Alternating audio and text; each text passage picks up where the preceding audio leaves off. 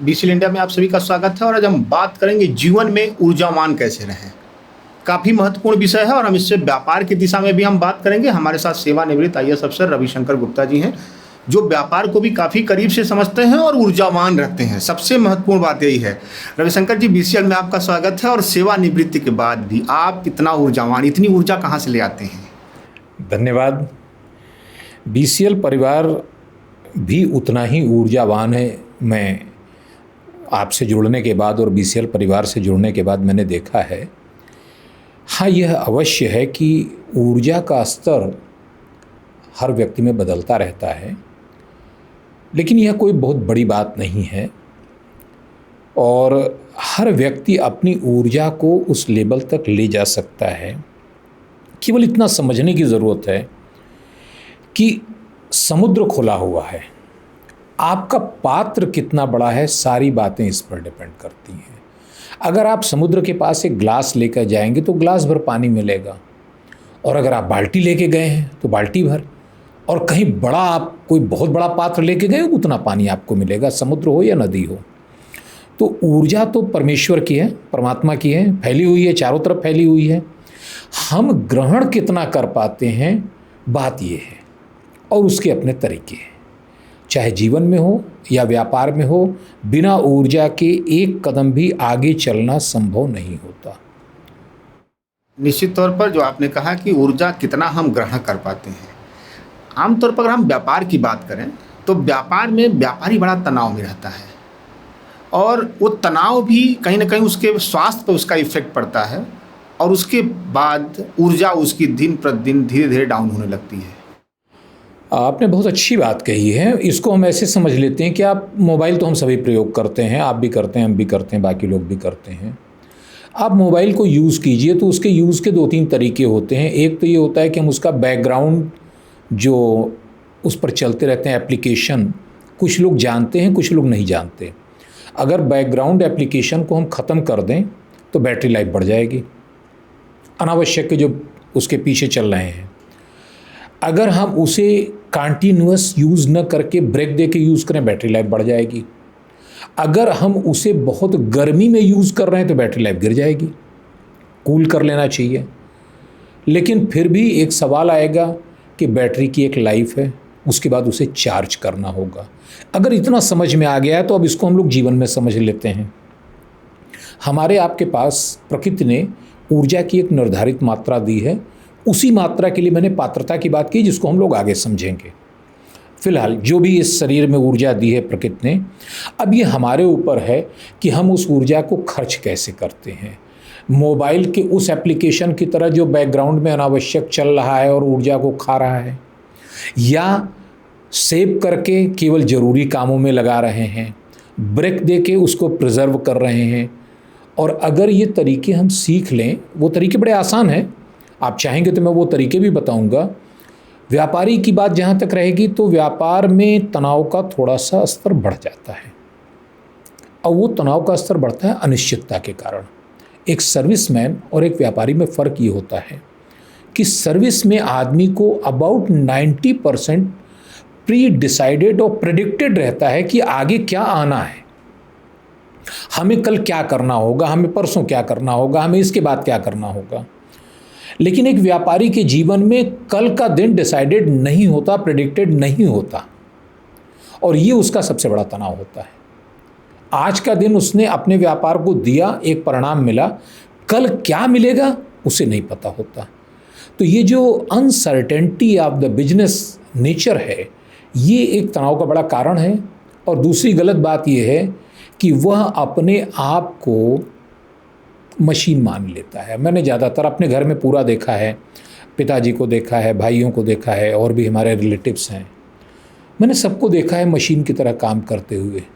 और मैं प्रायः उनसे कहता भी था कि अगर आप अपने को मशीन बना लेंगे तो संवेदनाएं मर जाएंगी आपकी, और संवेदनाएं मर जाने का जो सीधा असर पड़ेगा वो आपकी भावनाओं पर पड़ेगा, आपके संबंधों पर पड़ेगा, आपके जीवन पर पड़ेगा, आपके रिश्तों पर पड़ेगा। और मैंने देखा है कि वो पड़ता भी है।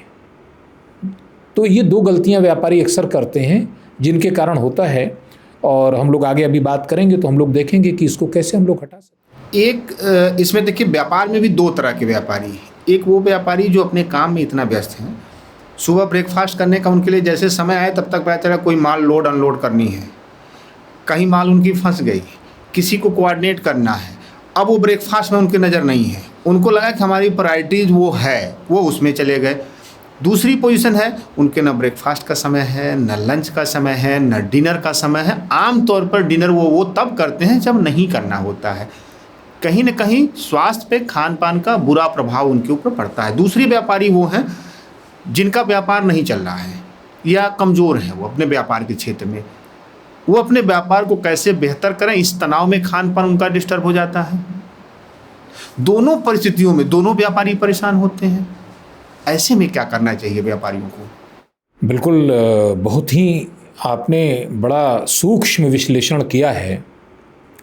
देखिए, आपकी ऊर्जा और आपका स्वास्थ्य, अगर हम इसे इस शरीर को एक मशीन मान लें तो सीधी सी बात है कि इसके रख रखाव का एक तरीका होता है, हर मशीन का होता है। तो पहले तो इस जो प्रकृति ने दी है, मैं तो इसे कहता हूँ कि यूनिवर्स ने अब तक जो कुछ भी बनाया है सबसे बेहतर ह्यूमन बॉडी को बनाया है, ह्यूमन माइंड को बनाया है, और ये सही भी है, विज्ञान भी मानता है।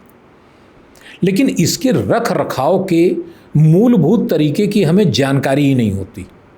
कोई यूज़र मैनुअल हम नहीं पढ़ते हैं।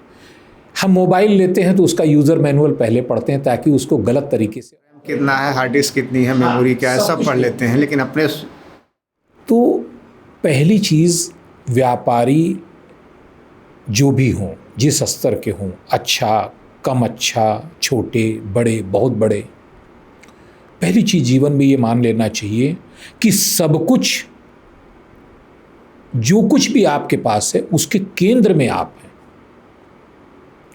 वह आपके पास है ही इसलिए कि आप बीच में केंद्र में हैं। आपके नहीं रहते ही उसका कोई मूल्य नहीं रहेगा।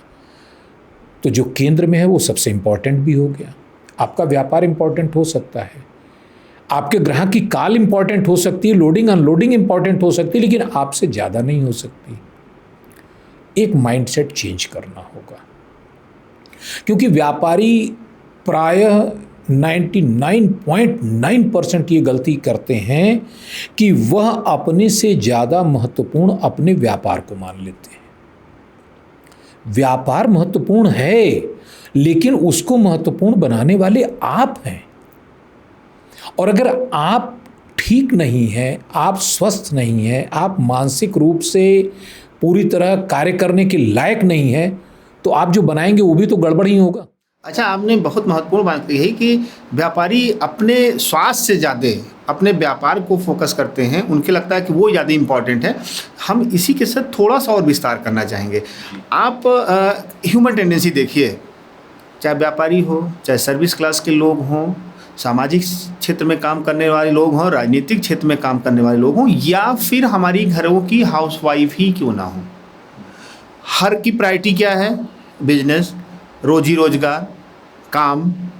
इसके साथ साथ सामाजिक जीवन में जो कर रहे हैं वो उनकी प्रायोरिटीज़ हैं। हाउसवाइफ की प्रायोरिटी क्या है? बच्चे समय से स्कूल जा रहे हैं कि नहीं जा रहे हैं, उनकी टिफ़िन तैयार करनी है, पति के सारी ड्रेस और उनके खाने, लंच, ब्रेकफास्ट की व्यवस्था करनी है, रात में डिनर कर रहे होंगे। ये सारी चीज़ें वो सोचती हैं, सभी के बारे में सोचती हैं। अगर सिवाय कोई कुछ नहीं सोचता है तो वो खुद के बारे में। हम अपने आप को स्वस्थ अगर रखेंगे तभी हम अपनी सभी जिम्मेदारियों को अच्छे से निर्वहन कर पाएंगे। यदि हम स्वस्थ ही नहीं हैं तो हम अपनी सभी जिम्मेदारियों को निश्चित तौर पर उतनी जिम्मेदारी से नहीं उसका निर्वहन कर पाएंगे जितनी हमें करनी होती है। तो ये भी एक महत्वपूर्ण कारण होता है। बहुत महत्वपूर्ण कारण होता है, यही मूल कारण भी है। क्योंकि अगर आप अपने को महत्वपूर्ण नहीं मान रहे हैं तो आप एक ऐसी गाड़ी से जो ऑलरेडी खराब हो रही है, कल पुर्जे जिसके घिस रहे हैं, उससे आप बहुत लंबी यात्रा करने की सोच रहे हैं, संभव ही नहीं है। सर, छोटा सा कोई टिप दीजिए जो हमारे दर्शक देख रहे हैं, कैसे वो अपने जीवन में सुधार ला सकते हैं। चलिए, चूँकि समय हम लोगों के पास इतना नहीं है, विस्तार फिर कभी हम लोग करेंगे, लेकिन सूत्र रूप में हम समझ लेते हैं। आपके पास 24 घंटे हैं और वो सभी को मिले हैं। 24 से ज़्यादा किसी को मिला नहीं, उससे कम भी नहीं मिलता, एक क्षण भी कम नहीं मिलता। अगर आपको लगता है कि आपके काम के लिए आपको टाइम नहीं मिल रहा है, तो निश्चित रूप से, और कोई कारण नहीं है, सिर्फ इतना है कि आपने प्लान नहीं किया है।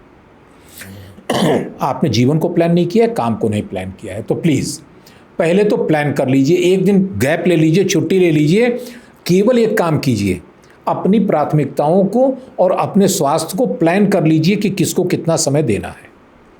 और जो प्लान कर लिया उस पर फिर आप पूरी तरीके से अटल रहिए, उसको आप मानिए और पालन कीजिए। कुछ योग के सूत्र हैं, अनेक वर्षों तक योग करने और ध्यान करने के बाद जो मुझे अनुभव हुआ वो मैं शेयर करना चाहूँगा। आपकी ऊर्जा खाने से ही केवल नहीं आती है, भोजन आपकी ऊर्जा का एक स्रोत तो होता है, लेकिन आपकी ऊर्जा का सबसे बड़ा स्रोत होता है आपकी प्राणवायु। वह श्वास जो आप लेते हैं, हम प्राणवायु कहते ही इसीलिए है। और ध्यान दीजिएगा, वायु अलग होती है, प्राणवायु अलग होती है। प्राणवायु का अर्थ है कि उस वायु में कुछ ऐसी चीज़ें हैं, ऐसी शक्ति है, ब्रह्मांड की शक्ति है जो आपके अंदर प्राणों को बढ़ाती है। प्राणायाम का अर्थ भी यही है, प्राणों का विस्तार। तो इस पर हमें काम करना चाहिए। बड़ा सीधा तरीका है। मैं ये नहीं कहता कि आप सुबह बैठ जाइए और 1 घंटे का समय दीजिए, बहुत आसान तरीका है। आप डीप ब्रीदिंग शुरू कीजिए। इसको हाइपर ऑक्सीजनेशन कहते हैं। आपके शरीर में पूरा जो फेफड़ा है 6000 के आसपास उसमें बबल्स होते हैं और केवल 2000 तक हवा पहुंचती है, 4000 खाली रहते हैं, केवल कार्बन डाइऑक्साइड भरी रहती है। इसलिए कि हम डीप ब्रीदिंग नहीं करते। छोटा सा उदाहरण देखिए आप, जब आप घबराहट में होंगे आपकी सांस छोटी हो जाएगी, आप जल्दी जल्दी धौंकने की तरह चलेगी, और जब आप शांत होते हैं तो आपकी सांस गहरी चलती है। इसको उलट लीजिए, जब आपकी सांस गहरी चलाएंगे आप तो आप शांत भी हो जाएंगे, और सांस को आप बहुत जल्दी छोटी छोटी लेंगे आप विचलित भी हो जाएंगे। तो हाइपर ऑक्सीजनेशन करिए। दूसरी चीज़ ये है कि सुबह 5 बजे यह एक ऐसा समय होता है जो आज विज्ञान भी उसको मान रहा है कि 5 बजे के आसपास, 4 से 5 के बीच में पूरे के पूरे यूनिवर्स की ऊर्जा का स्तर कुछ अलग होता है। बहुत से लोग ऐसे हैं जो धार्मिक कारणों से उठते हैं, बहुत अच्छा करते हैं। मैं वैज्ञानिक कारण से उठने के लिए कह रहा हूँ कि 4 से 5 के बीच में अगर आप उठ सकते हैं तो बहुत ही अच्छा है। और उस समय सिर्फ इतना आप कीजिए कि केवल 20 मिनट अपने को दीजिए, शांति से बैठ जाइए। सुखासन में, पद्मासन में नहीं बैठ सकते, कुर्सी पर बैठ जाइए, शरीर को ढीला छोड़िए, और शरीर को ढीला छोड़ने के बाद हाइपर ऑक्सीजनेशन शुरू कीजिए। डीप ब्रीदिंग, ब्रीद लीजिए, ब्रीद छोड़िए। कुछ भी आपको जाप नहीं करना है, सिर्फ यह एक क्रिया आपको ऊर्जावान बना देगी। और दूसरी क्रिया जो मैं बता रहा हूँ, ऊर्जा का संरक्षण। हमारी ऊर्जा खत्म होती है ना, अनलिमिटेड तो होती नहीं है। तो खत्म कैसे होती है?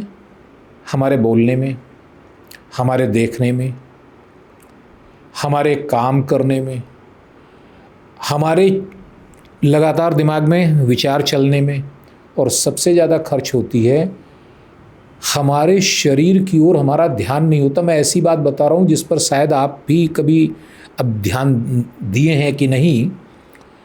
हमारे शरीर की सारी मांसपेशियाँ हमेशा तनाव में रहती हैं। हम जब आराम की मुद्रा में बैठते हैं तब भी हमारा शरीर आराम में नहीं होता। हाँ, लोग कहते हैं कि हम सो तो रहे हैं लेकिन साउंड स्लीप नहीं सो पाते हैं। साउंड स्लीप तो छोड़ दीजिए, उनको अपने शरीर को ऐसे उदाहरण के रूप में ले लीजिए। एक बच्चा जग रहा है, 5 वर्ष का बच्चा है आपका, जग रहा है, उसे उठाइए आप,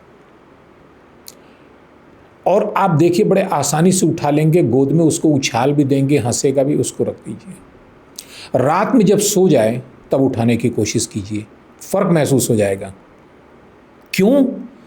क्योंकि रात में सोते समय उसके शरीर की सारी मांसपेशियां शिथिल हो जाती हैं, उनमें ऊर्जा नहीं रहती है।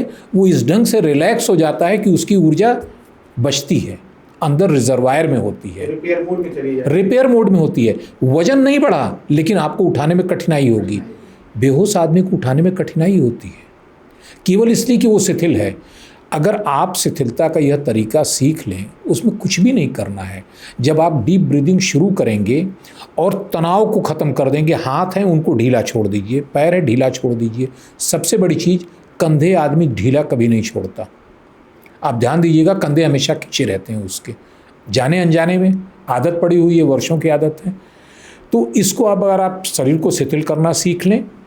और तीसरा जो सबसे बड़ा नियम है, भोजन आवश्यक है लेकिन भोजन की अधिक मात्रा आपके लिए अनावश्यक ही नहीं है बल्कि आपको क्षति पहुंचाने वाली होती है, क्योंकि शरीर को उतना ज़्यादा काम करना पड़ता है। जितनी कैलोरी, जितनी भोजन की, जितने हमारे कार्ब्स की आवश्यकता है, न्यूट्रिशन प्रोटीन की आवश्यकता है या फाइबर की आवश्यकता है या वाटर की, अति नहीं होनी चाहिए। जितनी आवश्यकता है वही होनी चाहिए।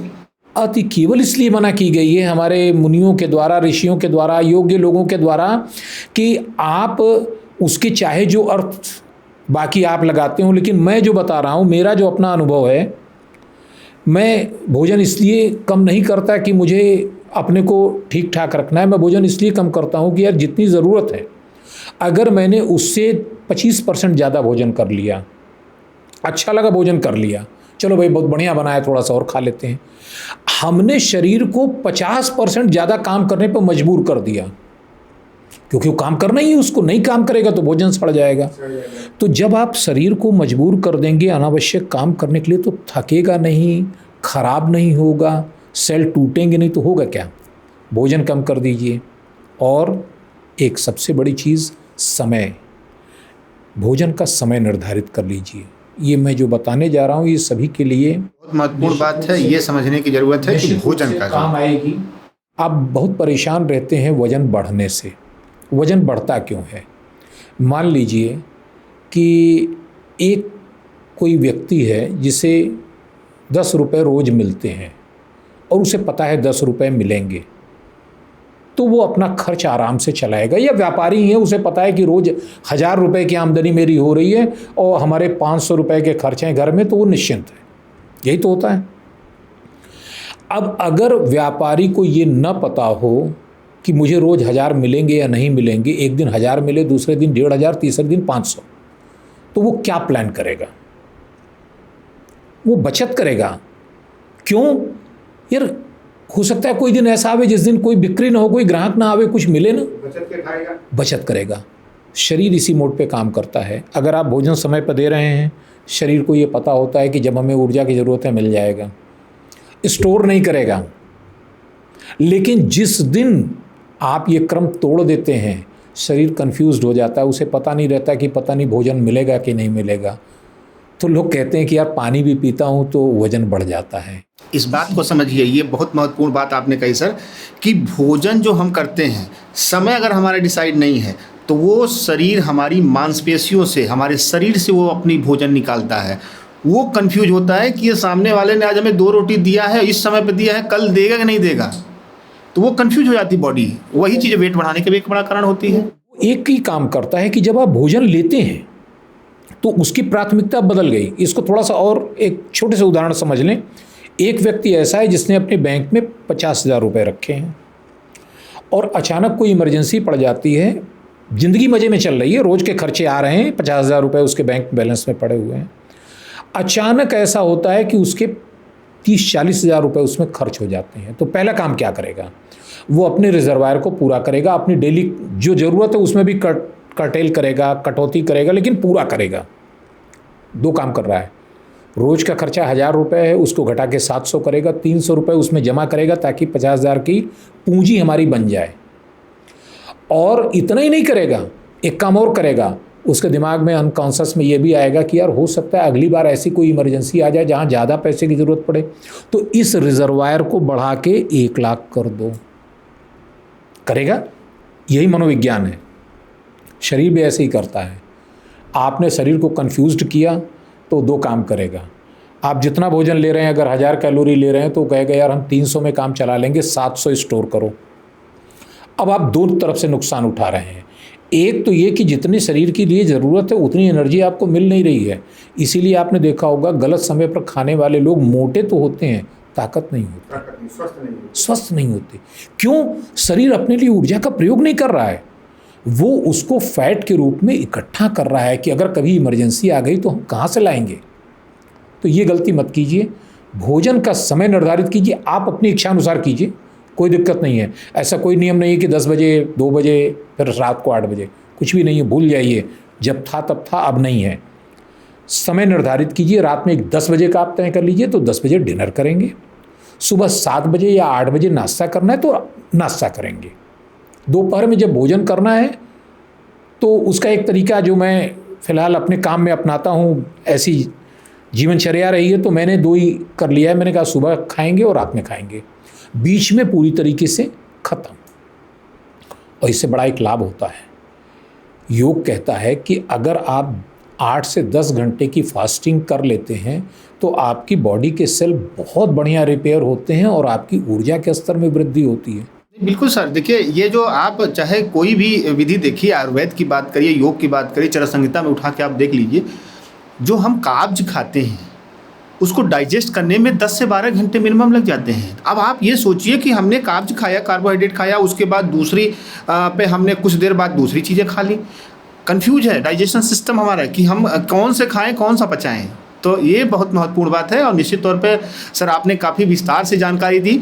और आप भी व्यापार कर रहे हैं या सामाजिक जीवन में जो भी कुछ कर रहे हैं, सबसे पहला मंत्र जो है अपने स्वास्थ्य पर फोकस करिए, अपने आप पे फोकस करिए। और महत्वपूर्ण बात है अपना टाइम बनाइए, टाइम बना करके अपना शेड्यूल तय करिए, खाने पीने का तरीका सही करिए। हमें अपनी ज़रूरत हो तो अपने न्यूट्रिशन से पूछिए, क्योंकि ज़रूरी नहीं है कि सारी जानकारी हमें आपको हो। आप अपने डॉक्टर से सलाह लीजिए, न्यूट्रिशन से पूछिए कि कब आपको कितना खाना चाहिए, कब कार्बोहाइड्रेट लेना चाहिए, कितना फाइबर होना चाहिए, आपके थाली का पोर्शन क्या है, फ्रूट्स और फाइबर कितना इंपॉर्टेंट है। जैसा सभी जानते हैं हमारे शरीर में 70% पानी है। पानी का क्या महत्वपूर्ण रोल है हमारे लिए, पानी का पीने का तरीका, ये सारी चीज़ें हम अपना करके अपने आप को स्वस्थ कर सकते हैं। और अपने स्वास्थ्य के साथ साथ जब हम स्वस्थ होंगे तभी हम व्यापार या कोई भी काम होगा उसे बेहतर कर सकते हैं, अपनी जिम्मेदारियों को बेहतर कर सकते हैं। बहुत बहुत धन्यवाद सर, आपने काफ़ी विस्तार से इस महत्वपूर्ण जानकारी के लिए BCL में अपना सहयोग दिया। विशेष आभार आपका। धन्यवाद। और एक पंक्ति के साथ मैं समाप्त करना चाहूँगा। आपने बहुत अच्छी बात एक बता दी है जो आगे शायद हम लोगों को डिलीवर कर पाएंगे। भोजन और पानी पीने का सही तरीका क्या होना चाहिए योग के अनुसार और विज्ञान के अनुसार, क्योंकि मैं केवल योग की बातें नहीं करता। किसी के पास आज इतना समय वास्तव में नहीं है कि वह योग की सारी बातों को उन्हीं परंपराओं के अनुसार पालन कर पाए, तो मैंने उसको योग को विज्ञान से जोड़ दिया है। तो योग और विज्ञान के अनुसार इसका सही तरीका क्या है, इस पर हम लोग कभी बात करेंगे। और निश्चित रूप से हम BCL की ओर से, BCL परिवार की ओर से जो प्रयास कर रहे हैं कि BCL के सभी सदस्यों को, और केवल सदस्यों को नहीं, जो भी इसे देख रहा है उसे हम जीवन में कितना एलिवेट कर सकते हैं, उसके जीवन को कितना अच्छा बना सकते हैं, इस उद्देश्य को BCL पूरा कर रहा है। बहुत बहुत धन्यवाद सर, बहुत धन्यवाद।